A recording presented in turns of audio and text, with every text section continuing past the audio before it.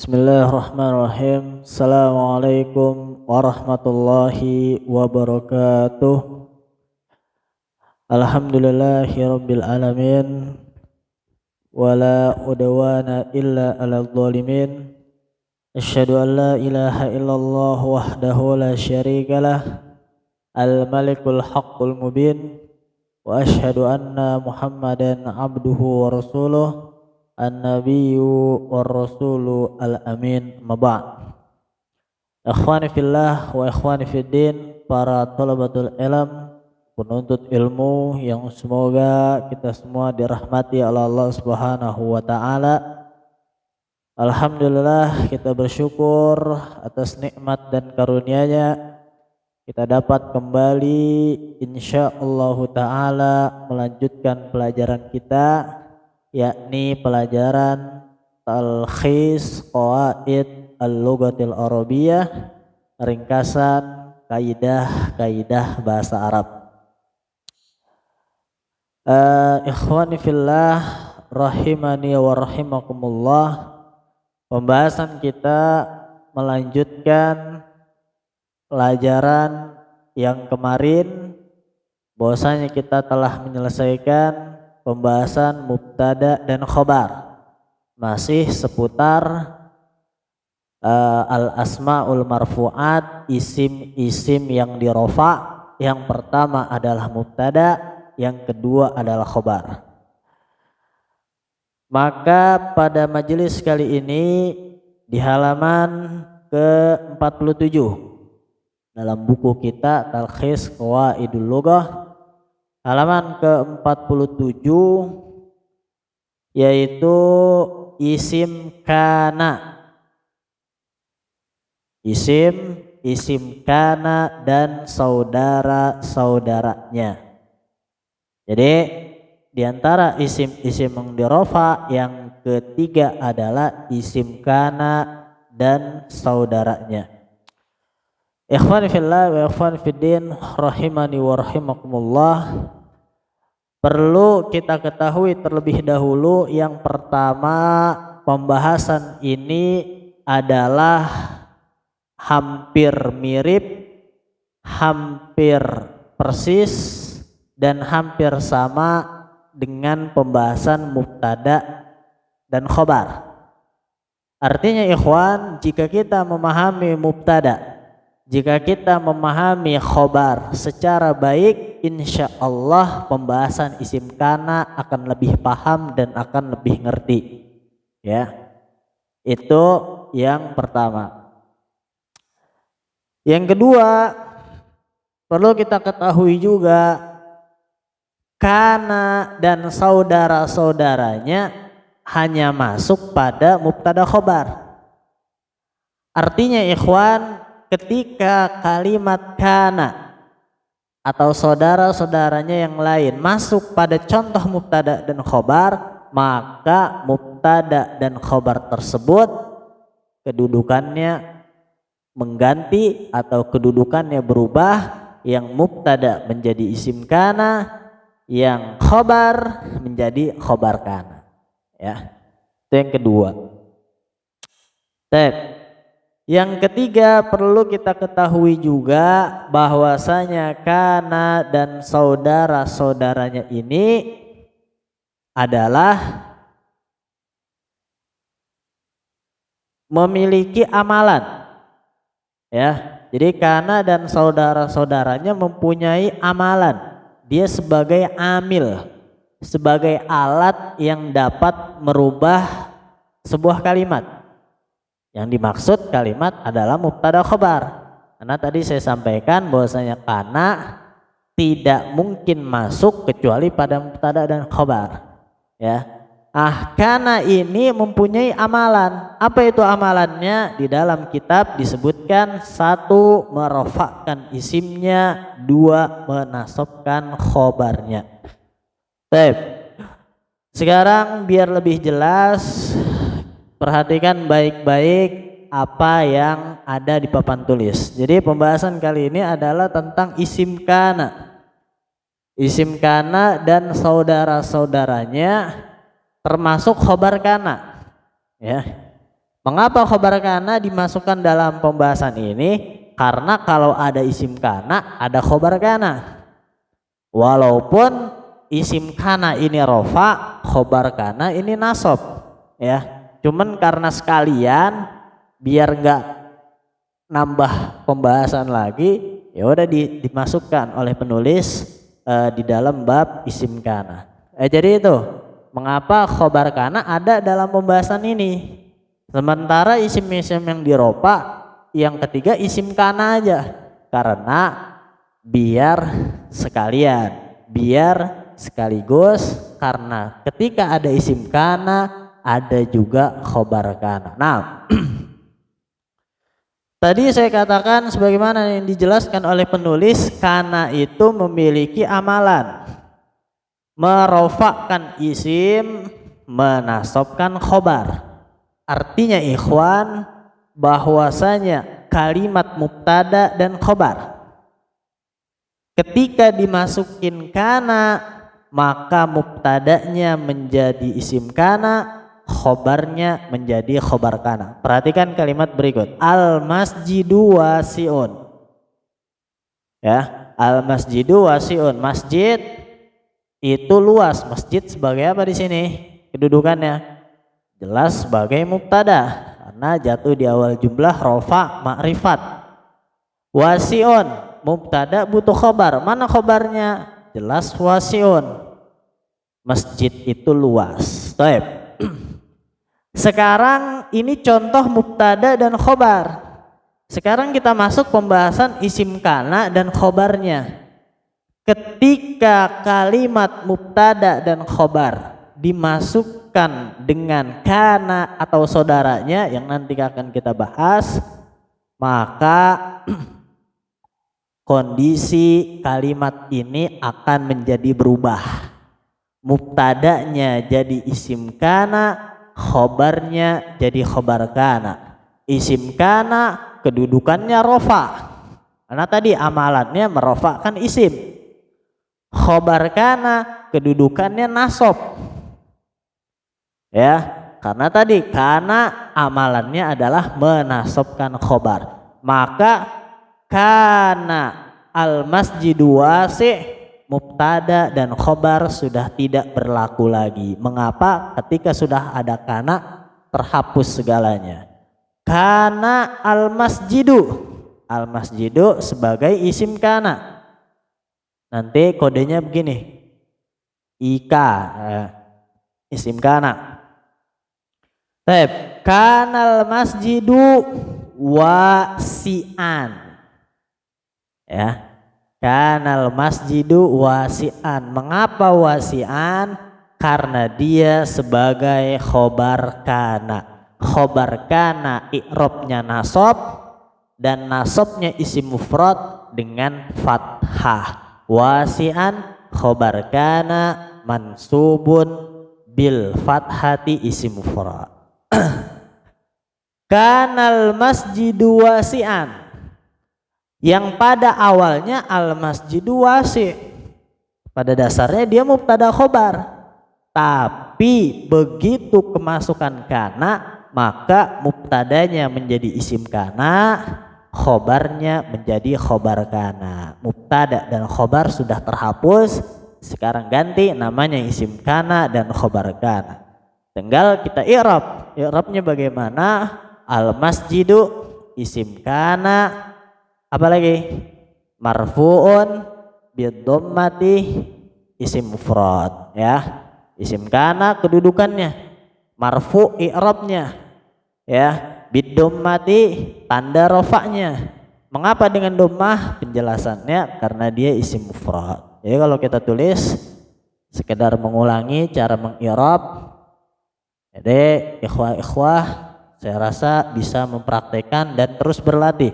Isim kana marfu, ya. Kalau tadi kita atau sebelumnya kita baru tahu mubtada dan khobar, sekarang nambah yang ketiga, isim yang dirofa, isim kana marfu. Marfu dengan apa? Dengan dhammah. Perhatikan, al masjidu. Kenapa dengan dhammah? Karena isim mufrad, ya. Nah, begini cara mengi'rabnya. Isim kana marfu bid dhammati isim mufrad. Ah, tadi saya katakan karena isim kana ini ada pelengkapnya yaitu khobar kana. Walaupun khobar kana ini nasab. Jadi sekalian kita bahas karena nggak mungkin isim kana tanpa khobarnya. Ya sekalian aja kita bahas walaupun dia isim nasab, i'rabnya bagaimana? Khobar kana, kita sesuaiin aja. Khobar kana i'rabnya apa? Bukan marfu tapi mansubun. Baik, mansubnya dengan apa? Bil fathati. Kebetulan dia dengan fathah. Mengapa dengan fathah? Penjelasannya adalah karena dia isim mufrad. Ya. Ingat tanda-tanda nasab kalau isim mufrad dengan fathah, ya. Kita murajaah dulu tanda-tanda nasab. Isim mufrad dengan fathah. Isim musanna dengan apa? Dengan ya. Isim jamak muzakkar salim dengan ya. Isim jamak muannats salim dengan kasrah dan jamak taksir dengan fathah sama dengan isim mufrad. Nah, jadi ini ya. Kanal masjidu wasi'an, masjid itu luas, al masjidu sebagai isim kana. Mengapa? Karena kemasukan kana. Ya. Baik. Isim kana harus dicari mana khobarnya? Wasi'an. Wasi'an khobar kana mansubun bil fathah isim mufrad. Al masjidu isim kana marfu'un bid dhammati isim mufrad. Ya, jadi seperti itu ya. Yang penting kita pahami pelajaran yang sebelumnya itu pelajaran mubtada khobar. Mengapa? Karena isim kana dan khobarnya diambil dari mubtada dan khobar. Tadi saya katakan ketika mubtada dan khobar dimasukkan oleh kana, maka mubtadanya jadi isim kana, khobarnya jadi khobar kana. Sekarang kita lihat ke contoh yang lain. Al-kitabu rohis. Rohis artinya apa? Murah. Buku itu murah. Baik. Kita cari dulu kedudukannya. Alkitab sebagai apa? Sebagai mubtada, jelas. Jatuh di awal jumlah makrifat rofa. Rohis mubtada butuh khobar. Maka khobarnya mana? Rohis. Ya, sangat mudah. Baik. Begitu kita masukkan sebelum kalimat mubtada dan khobar dengan kana, ya, maka dia mubtadanya menjadi isim kana, khobarnya menjadi khobar kana. Isim kana rofa i'rabnya, merofakkan isim. Khobar kana nasab, menasabkan khobar. Berarti gimana bacanya dulu? Ini kita hapus. Kanal kitabu gimana? Rohison. Ya, rohison. Ini udah fathah. Ya, karena tidak ditanwin jadi fathatain. Kanal kitabu rohison, al kitabu isim kana, rohison khobar kana. Ini agak mepet. Saya minta antum bisa memahami, melihat ya. Kanal kitabu rohison, alkitabu isim kana, rohison khobar kana. Cara membuatnya mudah, sama dan persis seperti pelajaran kita pada mempelajari mubtada dan khobar ya. Cara membuat mubtada khobar sesuai dalam bilangan dan jenis. Ya sama aja seperti isim kana dan khobarnya. Isim kananya sesuai dengan khobar kananya dalam jenis, isim kananya sesuai dalam bilangan dengan khobar kana ya. Jadi sama aja seperti pembahasan mubtada dan khobar. Cuman tadi kana memiliki amalan, begitu dimasukin kana mubtada dan khobar, mubtadanya jadi isim kana, khobarnya jadi khobar kana ya. Makanya di sini dikatakan Isim kana mubtada yang dimasuki kana atau saudaranya mubtada. Berarti awalnya mubtada khobar. Khobar kana ialah khobar yang dimasuki kana atau saudaranya. Ya.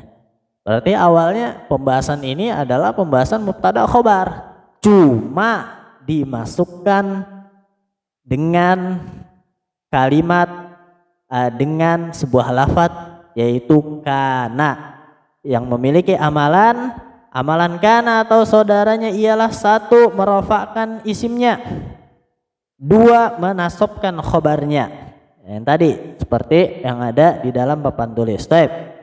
Untuk menyusunnya harus sesuai, ini sama aja, sama seperti pembahasan mubtada dan khobar, harus sesuai bilangannya dan harus sesuai dalam jenis. Bilangan dan jenis harus sesuai antara keduanya, mubtada dan khobar sesuai. Begitu juga pembahasan ini, isim kana dan khobarnya sesuai dalam bilangan dan jenis, ya. Maka contoh di sini adalah Muhammadun Rasulullah, mubtada khobar. Begitu dimasukin kana Muhammadun Rasulullah. At-talibani najihani, dua murid itu berhasil. Begitu dimasukin kana talibani najihaini. At-talibani isim kana, najihaini khobar kana. Isim kana najihani marfu dengan alif karena isim musanna. Najihaini mansub dengan ya karena isim musanna. Contoh yang lain, al-mudarrisuna hadiruna, guru-guru itu hadir. Begitu dimasukin kana kanal mudarrisuna hadirina, ya. Kanal mudarrisuna hadirina. Al-mudarrisuna isim kana, hadirina khobar kana. Tinggal kita i'rab, ya. Al-mudarrisuna isim kana marfu bil waw jamak muzakkar salim. Al-mudarrisina khobar kana mansub bil ya jamak muzakkar salim. Kemudian yang terakhir Fatimatu thalibatun. Kanat Fatimatu thalibatun. Kanat Fatimatu thalibatun. Ya, jadi ini contoh-contoh yang dibawakan penulis Ustadz Aunur Rafiq hafizahullahu ta'ala yang sebenarnya untuk mempermudah kita, yang pada intinya adalah karena memiliki amalan merofakkan isim, menasabkan khobar. Mubtada yang kemasukan kana menjadi isim kana, khobar yang kemasukan kana menjadi khobar kana, karena awalnya adalah mubtada dan khobar, cuma kemasukan kana. Di sini ada beberapa hal yang perlu saya sampaikan. Kapan sebuah kana itu beramalan? Yang pertama adalah ketika kana itu fi'il madi. Kana ini fi'il madi kan, kana, kanu, dalam tasrif lugawi fi'il madi. Dari domir huwa sampai nahnu, kuntu, kunna, itu beramalan. Yang kedua, ketika dia fi'il mudhari, yakunu, kana yakunu, ini juga beramalan seperti amalan kana. Jadi jangan sampai nanti dipahami, oh kana beramalan, kalau yakunu enggak. Ya, tidak begitu. Kana beramalan, yakunu juga beramalan. Yakunu semua beramalan dari domir huwa sampai nahnu. Yakunu, yakunani, yakununa, ya kan? Takunu, takunani, yakunna. Tasrif lugawi dari domir huwa sampai nahnu. Kemudian yang beramalan juga adalah fi'il amr. Aduh, salah. Kun. Nah, ini beramalan. Kun. Ya, fi'il amr cuma ada 6 ya. Karena perintah. Orang yang diajak bicara anta, antum, antum, anti antuma antunna, kun kuna kunu, kuni kuna kunna, ya. Berarti dalam firman Allah, kunu ansarallah, jadilah kalian penolong-penolong Allah. Kunu ansara, ansara khobar kana, ya, khobar kana dari kalimat kunu, domir antum. Ini kan domir anta, kun. Kemudian yang beramalan seperti amalan kana juga fi'il madi, fi'il mudhari, fi'il amr. Yang keempat terakhir adalah fi'il nahi, kata kerja larangan. La takun, dari domir anta sampai domir antunna sama, semuanya itu beramalan. La takun, la takuna, la takuni, la takunu, la takuni, la takuna, la takunna.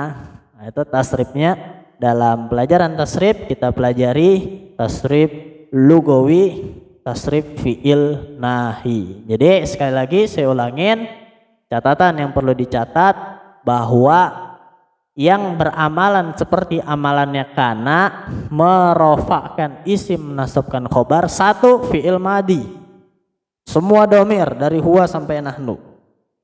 Dua, fi'il mudhari, semua domir dari huwa sampai nahnu. Kun, semua domir dari anta sampai antunna yang jumlahnya 6. Anta antum antum, anti antum antunna. Yang terakhir adalah la takun, semua domirnya dari domir huwa sampai domir nahnu. Wallahu a'lam bishawab. Ini pembahasan kita pada hari ini sebagai muqaddimah yang nanti kita akan jabarkan di dalam penjelasan yang lebih panjang. Karena waktu membatasi kita, semoga bermanfaat dan saya minta untuk kalian untuk senantiasa murojaah. Bahkan kalau perlu praktek. Kita udah belajar kaidahnya, ambil kitab sambil disimak dengan yang bisa baca, latihan baca. Ya, karena ini teori sudah kita pelajari dengan contoh-contohnya, tinggal praktek di dalam latihan baca kitab. Semoga Allah mudahkan dan semoga bermanfaat bagi antum dan bagi saya pribadi khususnya. Semoga menjadi amal jariah. Kita tutup dengan doa kafaratul majlis. Subhanakallahumma bihamdika asyhadu alla ilaha illa anta astaghfiruka wa atubu ilaik.